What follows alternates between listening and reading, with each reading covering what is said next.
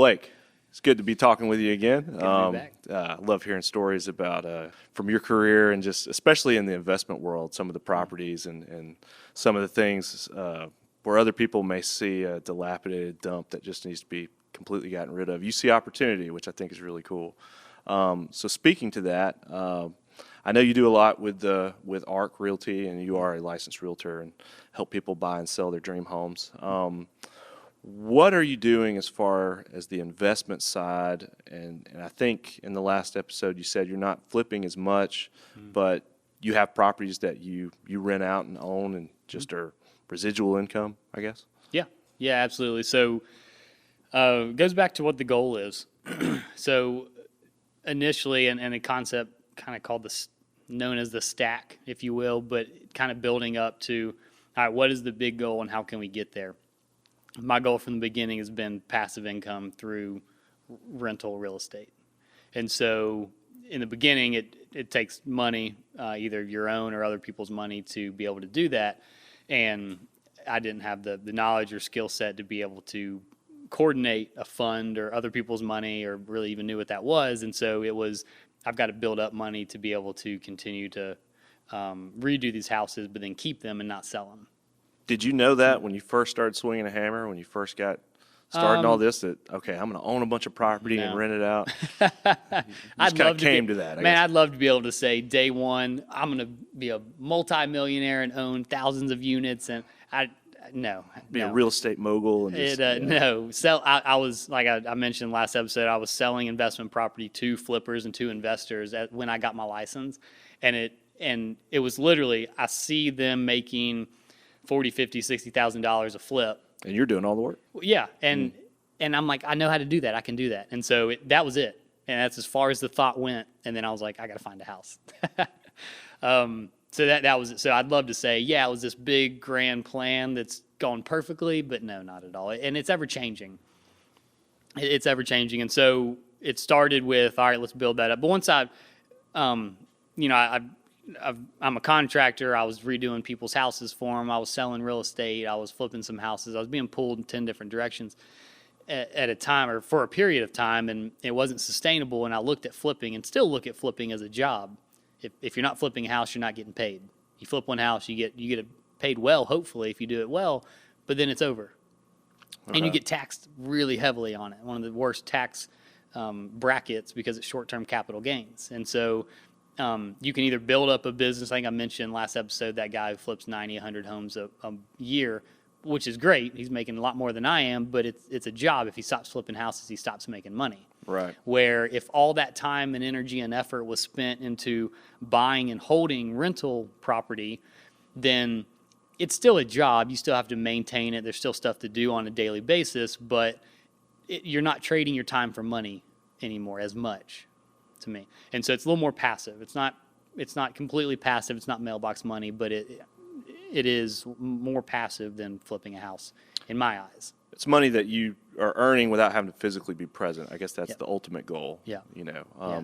You've recommended some books that I've read that were really inspiring. Rich Dad, Poor Dad was one of them, and he talks about that. Not having to be in a physical location to earn, have money coming in. But currently, how many properties do you own? We've got some under contract. We're flipping some. So we've got 8 to 10 properties, but that makes up, they're multifamily and multi-unit properties. So we've got between 40 and 45 units, if you will, or doors, as some people say. Like apartment complexes, duplexes, that's stuff right. like that. Yeah, triplex, quadplex, 2 commercial buildings that are 13 of those units total. So kind of mixing it up, and that, we talked about goals kind of starting this podcast, and that's the direction I think we're kind of heading, is rebuilding or adding on to the foundation that we've built to go into the kind of bigger commercial, bigger multifamily, instead of continuing to grab 2-3 doors at a time through a duplex or triplex. Do you own any just single family homes? I mean, is that something? One. You own one? Okay. Yeah. That you rent out, I guess. We rent it out, and this I'd love to dive into that if you want to talk about that. Sure. That specific one. It's probably the one I'm most excited about, which is weird to say because it's just one, but I took this concept from another investment group that does this, but I heard this guy talk about it, and he said, when we got pregnant with our first daughter, this is a guy talking, I wanted to set her up for the best success that I could. My knowledge is in real estate, and so that's the direction I went. And so obviously I can relate to that. We've got a 16-month-old, and so and this was 3 or 4 years ago I heard this before we even thought about having kids. But he said, I'm going to buy a property, put it on a 15-year note, 15-year mortgage payment, and that's my daughter's college fund. And so in 15 years, it'll be paid off, it's free and clear, and it's her house. If she wants to go to college, she can sell that house and use the money to go to college. If she decides she wants to be in real estate, that can be her first rental property. If she wants, whatever she wants to do, that's her house. Pretty good that's her philosophy, property. Yeah, and I was like, man, that's genius. If we ever decide to have kids, like I want to do that. So we got pregnant, and I was like, Rachel, that's my wife, and I was like, we should do this. So up until this point, you never had a rental property that you were managing? Oh, I did. We had multiple, Okay, but it was always for the sake of, hey, we're just building up. Because this was she's 16 months, so 2.5 years ago. Okay. Yeah.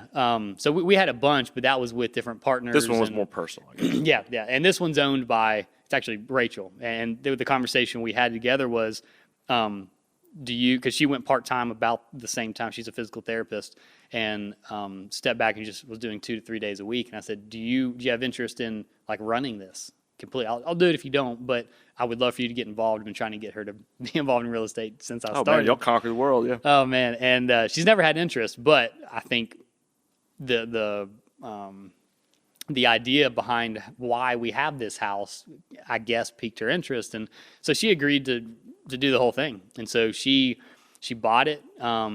We put around 50,000 remodel into it. Where is the home? It's in Homewood. Okay. So when the ideas was, if she's running it, I don't want to send her down to Tarrant to go check on a water heater at 9 a.m. or 9 p.m.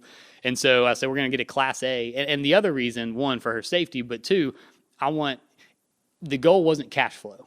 All it had to do was pay itself off. All it had to do was break even for 15 years based off the tenant's payment. Because the goal is to own it free and clear by the time Stella, our daughter, is college age or graduating high school. And so it didn't, I wanted, honestly, the most expensive asset I could buy, so it would be worth the most when she's ready to take that step. Sure. So I said, let's go with a Class A Homewood house. And so, and we actually got a great deal on it. We bought it for around 200, I think 190, 200, somewhere around there. Put about 50 in it. So we're about 255 all in with closing costs and everything. Put it on the 15-year note, all the other expenses involved. I think it's costing us, I think, around $1,500 a month to have that house, and we rent it out for $2,400 a month. wow. So the goal's just to get it paid off. It's a bonus. We're making $900 Making a a little month. extra money, yeah, that's cool. So it's just and she's running. She's vet the tenant. She ran the construction. I mean, she's killing it. Dude, really? So I'm like, you're awesome at this. We Dude, come that full is time. awesome. We Wow, manage that's all so these cool. things. So yeah, so that's the one single family, one house we have, and it's and one of the reasons based off that experience we're kind of shifting into nicer, bigger stuff is it's much easier, right? We've got some lower income properties, and they're just from the start they're more of a headache. They're more hands-on. There's more problems, and so you go into higher, nicer stuff or commercial stuff where people respect your property or it's their responsibility to fix it. Then it's just a lot easier. Yeah. And again, based off your goals. So you've kind of got two ends of the spectrum, either cash flow or appreciation. And usually cash flow is associated with not as nice or cheaper properties, right? You can pick up a little $30,000 house, stick a tenant in for $600 a month, and your cash flow is great from a percentage return standpoint. Or you can go and buy a house in Homewood or Vestavia, and your cash flow is not going to be great. Maybe if you're lucky, a couple $100 a month, excluding the one I got. We got a steal of a deal. But over time, they're going to pay that off, and your appreciation is great. You're in a great school system, a good area, Class A area, so that appreciation is going to go up, and at the end of the day, you're going to have a nicer asset once it's paid off. Yeah. And so you've kind of got those are the two extremes, and we're trying to be in the middle / towards the appreciation side a little bit, because I'm 32 years old. I'm fine. Like, she's got a great job. I sell real estate. That's how we eat. The investing side is the long-term investment. long-term, yeah. We're not trying to live off the cash flow, which is a little different from a lot of investors, but our goal is we don't need this to fund our life. We need this to retire on. Yeah. And so if we get, $10 million of real estate that just pays itself off but doesn't really pay us along the journey, 20 years from now, we own $10 million of real estate that has appreciated 20 extra years, so it's worth 15. Yeah. And then it's like, all right, cool. That's pretty cool. So, well, when you first got started, you told me about a couple of the flips that you did. What was the first property that you were like, okay, I want to get involved in this to use it as a rental? What was that first property? it was a $32,000 condo off Lorna Road in Hoover. Okay, so just a single unit, not the entire It building. was. It found it on Facebook, actually. It just randomly popped. This was, probably around 6 years ago. I forget. I don't think Marketplace was a thing on Facebook then, but it popped up somehow. Okay. And Craigslist. Yeah. and I kind of had, it was the same thing. I think we talked about this last episode, where it's like, how can I lose? Here's a $30,000 house in Homewood. How can I lose on this deal? Here's a $32,000 house in Hoover Schools, even though it's kind of the lower income part of Hoover, or the cheaper part of Hoover.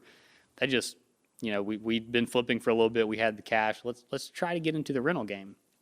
So we bought it. I think we did everything: kitchen, bathrooms, floors, but it only cost us like $12,000 because it's like 700 square feet. It's a 3-bedroom, 2-bath. So redid it all and then put a tenant. So we're all in it around $44,000, and we did it cash, so we didn't have a payment. And then we put a tenant in there. I think we were getting $950 a month. I learned a ton about HOAs and how that process works. Yeah, seems like it'd be. We looked at, when my wife and I were looking at purchasing we were renting an apartment, and we had the wild hair. It's like, ooh, we're going to be that trendy urban couple that lives in a nice loft Yeah. downtown. Oh, yeah. We'll buy a loft. But then I saw HOAs, and I was like, this is insane, because on top of your mortgage, you're also paying these, some of these HOA fees, the ones that we could actually get access to see what they were just outrageous. Yeah. You know what I mean? So Oh, man. I can imagine that would be a hurdle. Yeah, you can put me up on a soapbox and kick me off if I go too far. But I learned, so HOAs have their place, right? I think they're important for planned neighborhoods so people don't paint their houses pink or park in yeah, absolutely. They have their place. In condo, like high rises, you've got to maintain the exterior of the building, the roof. There's stuff. That's what it's for. That's what it's for. Yeah. Properly managed. Properly managed HOAs. Yeah.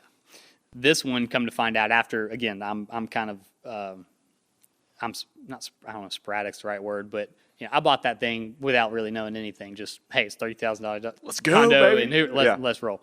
And so we bought it, renovated it, and before we found the tenant, I went to the HOA. Hey, we bought this. We're going to rent it. No, you can't. Why? Well, in our HOA bylaws, only 4 of the 18 of these units in this building can be rentals, and all 4 of them are accounted for. Sorry. Okay. And I don't take no well, and so I was like, let's You're like, we'll see about that. Let me read these bylaws. Well, I was like, let's dive into it. Why is that the rule? And they said, well, federal guidelines on mortgages is they will not, some loan programs will not allow their buyer to purchase in properties with an HOA where the tenant to owner occupant ratio is more than like 46.7% or something like that. Okay, so they did the math and said, hey, people aren't going to be able to get mortgages for these units. They did the math incorrectly. Okay. Because 4 out of 18 is way less than 46%. Sure, yeah. And so I did the math for them, and I said, you can have up to 9, or 8, really, 8.5. You can have up to 8 in here. Why is it only 4? And they were like, well, we don't know. I said, well, I want to put a motion in as an owner, because it was self-managed. There was not a third-party manager of this HOA. It was self-managed. And so very unwell. Like, there's a president, a CPA, but none of them had experience. They were just kind of piecing it together. And I said, well, let's change it to 5. I put a motion in and change it to 5. And their response was, you seem like you know what you're doing. We'll change it if you become our vice president. Wow, really? Are you I serious? was like, oh man. And so I was like, all right, let's do it. It can't be that bad. And it was. You are a yes man. Yeah, well, yeah, that has changed as well. But it was good and bad because as being on the board, basically, I had first look at what everyone's situation was, meaning if someone was going to move, if someone was delinquent, if someone wasn't occupying their property, I mean, all kinds of stuff.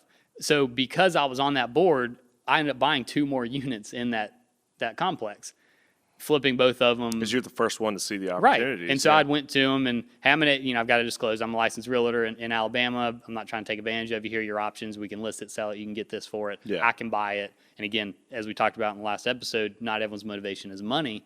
And so it's, hey, I don't want it. Take it. Here's a good price. And I had my comp that I just bought, a couple months earlier for $32,000. I said, well, homes that need this much work, which here are the pictures of mine. Here's what yours look like. They're the same. They're going for $32,000, so that's what I can pay you. And it's hard to argue against that because it makes sense. Right. So I forget exactly what I paid, but it was around that for the other 2. So we had, and continue to change. I changed the bylaws initially up to 8 just to do it because I thought this may come into effect. And so ended up having 3 of those as rentals for a while. But the HOA, it was so poorly mismanaged, they owed like $20,000 or $30,000 still on a roof that they had financed that was already failing, and there was no repairs. It just needed a whole new roof, which now is going to cost another $75,000. And so the HOA was already at $250 a month, which is like for a $50,000 condo is absurd. Like that's crazy high. And so I'm paying $750 a month between these 3 condos and HOA fees. And I know an assessment for a new $75,000 roof is coming in, which is another reason I don't like HOAs is you give up control. That board ended up selling all of them because of this, but I knew eventually they were going to come in and say, we've got to buy this roof. Every single condo owner owes $10,000 or $5,000 or whatever. They have that right. They have the right They to can do that. assess you as an owner for the greater good of the property. And so I owned 3 of them. If it was that was $15,000. I'm not cash flowing near that a year on all of these, so it would just wreck the investment. And so ended up selling all 3 of them, and all of them sold for over $90,000 a piece. So we ended up renting them. And this is the cool thing about, we talked about taxes a second ago and short-term capital gains, but the intent was to rent them. I had them longer than a year, and then I sold them, so it was long-term capital gains. So that tax rate is significantly different. Okay. So we got our feet wet with renting, figured out. How long did that last before you got rid of them? That was probably a 1.5 year period Okay. to do all that. And in the meantime, we were looking at other options and flipping some other properties and buying some other rentals and kind of learning about that. But and I say we, this is me and my dad, so he had joined me at this point. Okay. And he's the only partner besides Rachel I've got on the one house, but me and him own everything else now. But our kind of, I never say never, but we steer away unless it's just a perfect deal away from HOAs. Because of that reason, you lose control. And Which I would guess, just overall, most buildings and condos and stuff I would imagine, have an HOA. most do, yeah. So Yeah. we So you're not big into condos, I guess. not big into condos, no. At least as a rental, like for a flip, sure, Okay. that's fine. But not one that's going to take a long time because, and again, I didn't know this going into it, but there's a lot of underwriting and due diligence. And underwriting is just study the financials, basically, and underwrite the HOA and see how healthy they are. And is it self-managed? Is it managed by a company? Get them to turn over and show me their financials and show that they're healthy. Show that they have a reserve account built up. So if a roof's I was needed, about to say, where's all that money going? If not towards the well, roof, it was never proven, but I think someone was. it was going somewhere. They had Somebody's their hand pocket. in the cookie Yeah. jar. Yeah. It was just so poorly ran. I was like, I got to get out of here. All right, HOAs suck. Yeah. Yeah. So check that box and let's move on. Just dealing with rentals and stuff. My grandfather had a couple of rental properties before he passed away, and they were kind of in lower income areas. But I would imagine for anybody who's thinking about getting into the rental game, their hesitations of dealing with, just all the things that come with dealing with renters. Renters that either don't pay or who do not respect the property. I'm sure you've dealt with that, and do you still find an incentive to continue doing it despite of those hesitations? Yeah.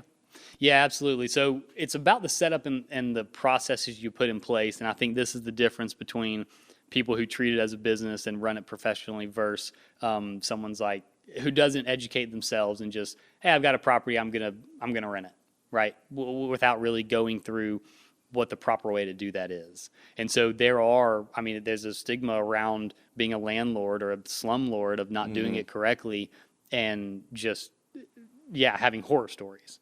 And so there's a book called the book on managing rental property. It's by Brandon Turner, who's a part of the Bigger Pockets world. And that book is the best, like step by step. Here's how you do this. Here's how you do this. Here's my form. Here's how I do this. It's the best step by step on how to manage a rental property. And 90% of that book is dedicated to upfront expectations, upfront vetting potential tenants, the interview process, the application. Because if you do that, it's easy, right? Because you get somebody in there who's going to be great to work with. Yeah. And so we have a management company that runs 2 or 3 of our properties, 12 to 15 of the units, and then I still manage the rest of them. And I have more problems, probably tenfold, out of the ones that they manage versus the ones I do. And it's because every single one I have been very slow and diligent and gone through our process and set expectations and interviewed correctly every tenant that's in there. So when there's an issue, like if there's a tenant or a toilet that backs up, they don't call me because that's not the process and the expectation I set up with them, right? And so with the management company, they get a fee when they lease something. They get a monthly fee based off the income. So they got fees. So they just want to stick a warm body in there. Now I was about to say, do they handle these problems that are coming up? Blake fixes the issues. So I've got in my agreement with them, I do all the rehab, I do all the fixes because they would love to send their plumber out there and then throw an extra 30% on top of it, and their plumber's already 50% more expensive than mine.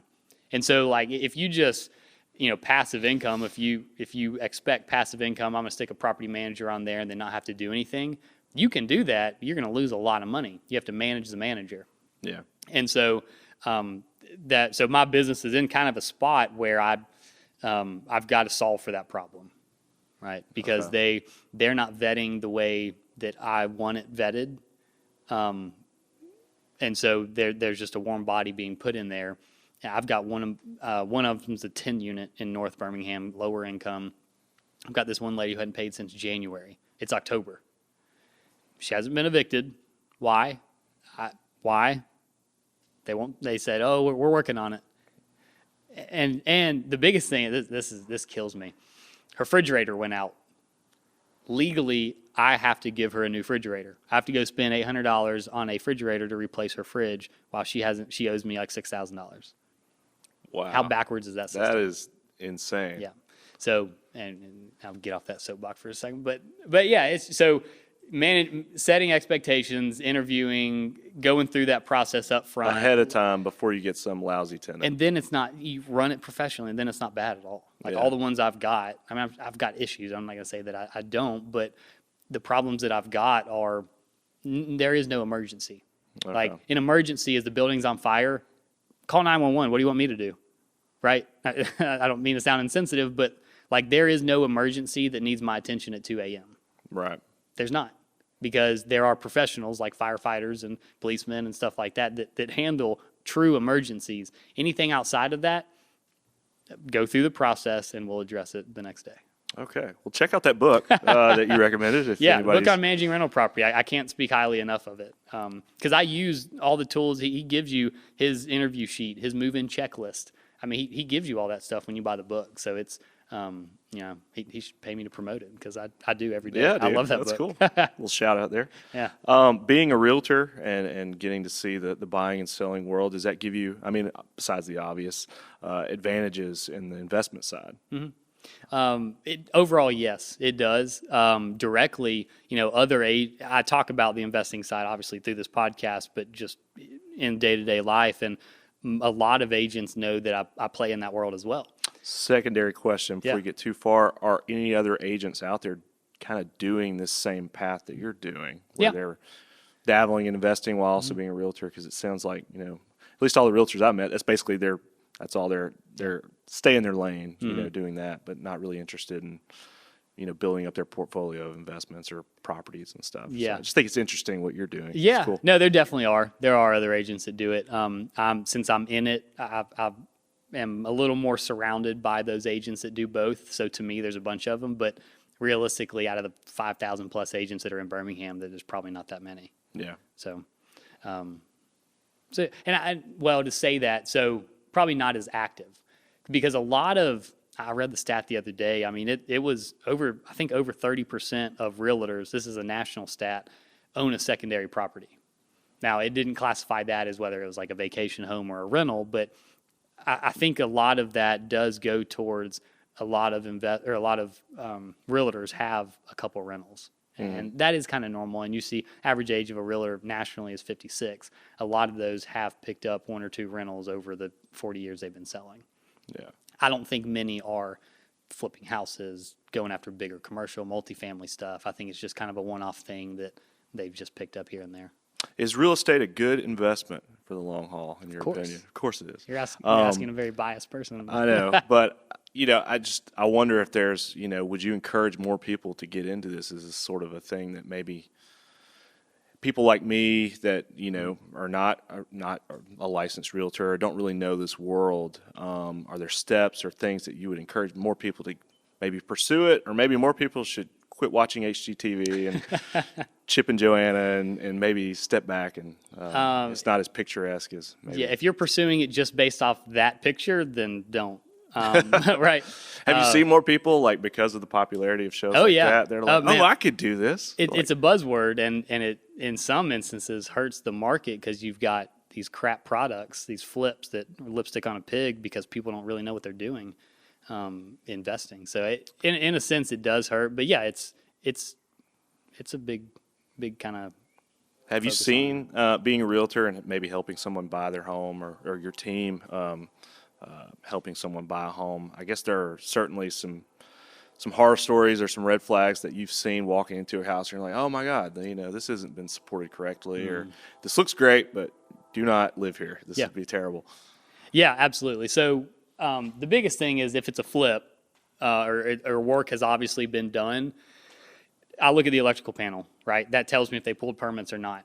Because any home, immediately, because any home that's over 30 years old, the panel has to look different if you pulled permits and you opened up walls and if you did some electrical work. So immediately I can tell, did they pull permits or did they not? And then if they didn't, then what work was done, or if they put in their new wiring in the house and it's not, red flag, we're not buying this house. Because they who knows what they hid, right?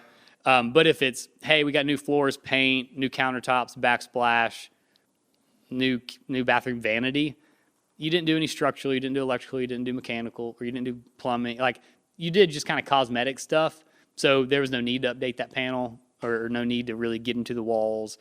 Then I'm cautiously saying, all right, let's look a little bit deeper into this house. Yeah. And I'm not going to pretend to be their home inspector, right? I always say, get a home inspector. I'm not crawling in your crawl space for 30 minutes. You don't do that? Right. Well, and I have, but most of the time I'm not. So I'm going to say, hey, I'm going to wear my contractor glasses and my realtor glasses while we go through this house. I'm going to tell you any red flags I see, any things to be concerned about. If you're not fully in love and I see some red flags, let's just move on. If you are dead set on the house, but I see some stuff, let's get a home inspection. And then maybe let's pull a foundation guy and actually an electrician and actually a plumber and really dive into what these things are. Because a home inspector is good, but they're none of those focused trades. And so all they're going to say on the report is, hey, this doesn't look right. Recommend getting a licensed contractor in here to really look at it. Right. So yeah, I think my clients do have an advantage working with us because I do have that lens to be able to look at houses. Sure, yeah, I would think so.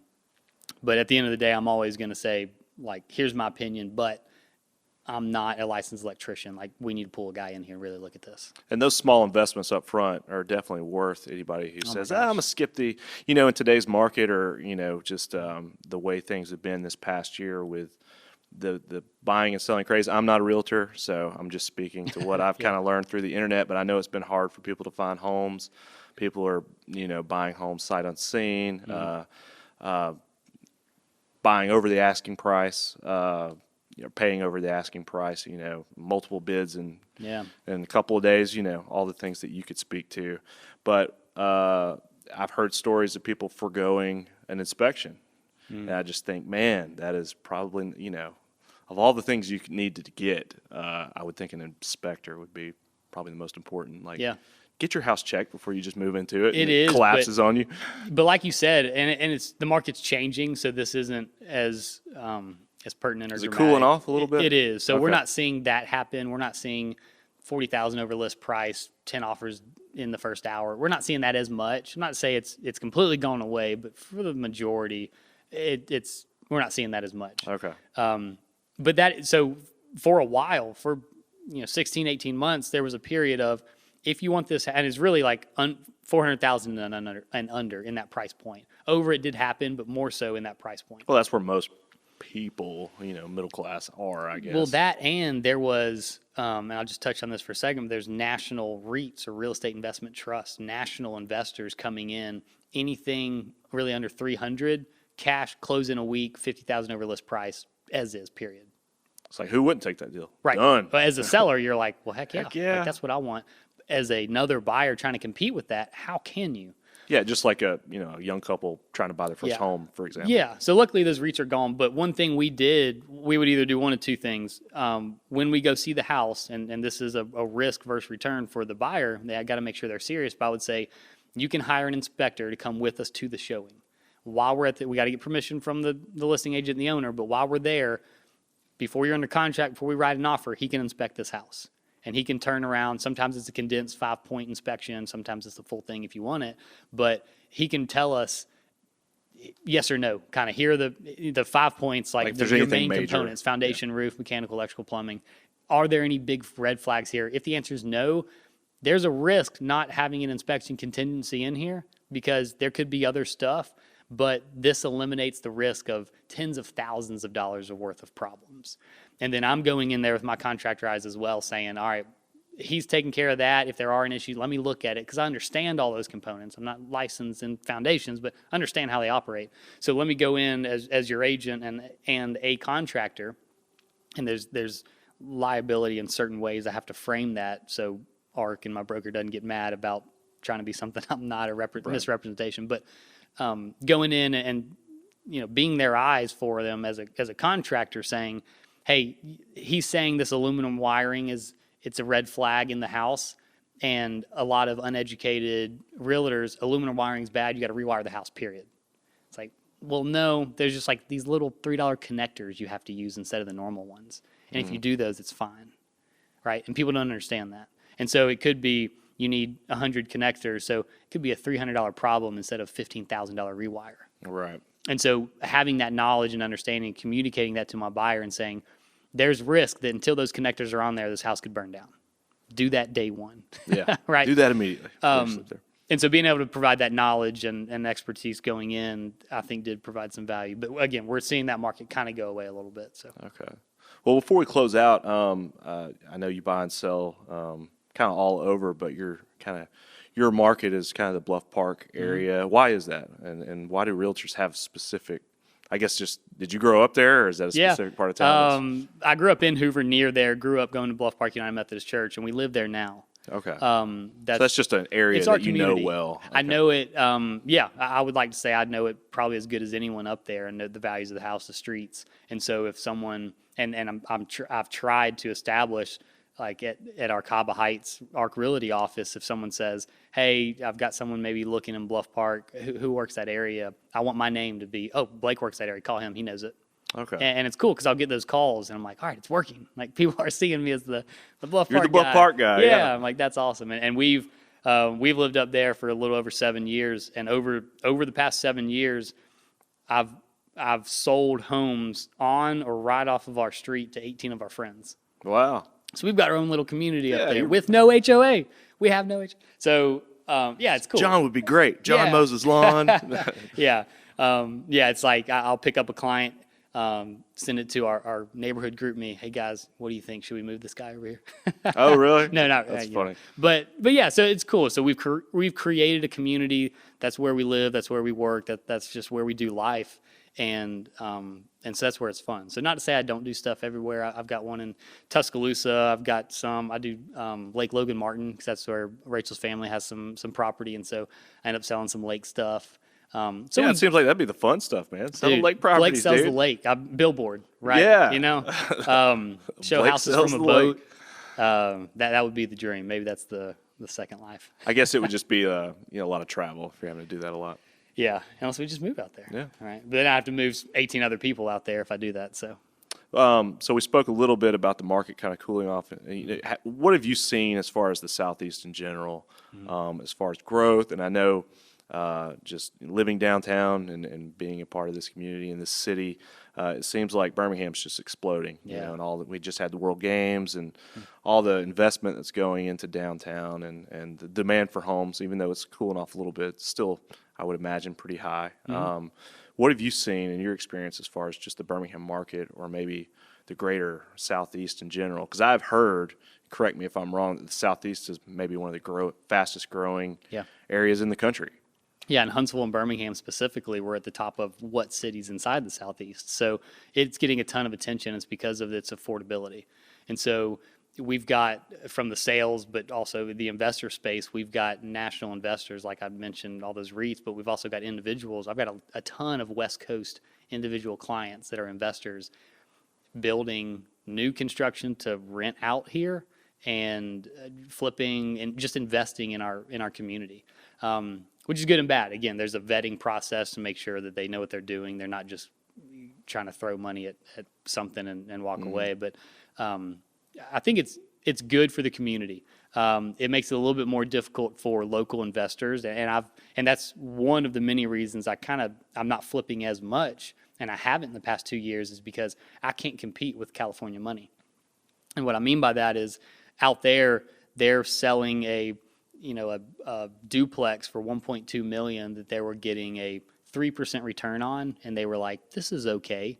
Let me sell it. Take my $1.2 million to Birmingham, Alabama, where I can I'm fine getting a 5% return, and I'll buy 7 houses." And for me, a 5% return like that, the interest on the mortgage is higher than that. Yeah. So I can't compete with that. And so it's made it tough for investors, but from the community and city standpoint, I mean, the national attention Birmingham's getting just as a growth city is incredible. It's awesome to see. It's good, and it's great to be a part of, right? Being able to invest in the pockets like Avondale, where 7-8 years ago, one of my earlier investments was in Avondale, and seeing that same building today, it backs up to Melt, that little quadplex. Oh, really? There. Yeah. How about that? So still seeing own that, or you know? Huh? You still own that, or you know? No, and that was Just a flip. Well, yes and no, and we can dive into that if you want. Well, yeah, we don't have to go on into the dirty details, but so seeing that grow, and then Norwood's popping up, the North Birmingham kind of next to Norwood, where Caraway Hospital like $350 million and that's supposed redevelopment. to that's So gonna be, demolition's going on. They've started finally. I've seen the CAD drawings, and all that So stuff. after 4 years, they finally started demolition. And so with all that coming up, man, the space and that 10 unit I talked about that I'm having issues is 3 blocks away from Caraway Hospital. And so it's awesome to be a part of that revitalization. And I'd like to say we do it correctly. We're not putting lipstick on a pig. We're redoing these units nice. And I think that's going to help kind of rejuvenate that area. And again, definitely not taking credit for it. I'm just happy to. No, you're part of it, man. No, man, hopping on the back of, what is it, a Texas firm doing the Caraway Hospital and just riding it out. But yeah, it's incredible, the growth we're seeing. Well, that is awesome. Well, Blake, it's always a joy to talk to you and to hear about what you have going on. So thanks for joining me today. Yeah. And I look forward to the next one. Absolutely. Thanks.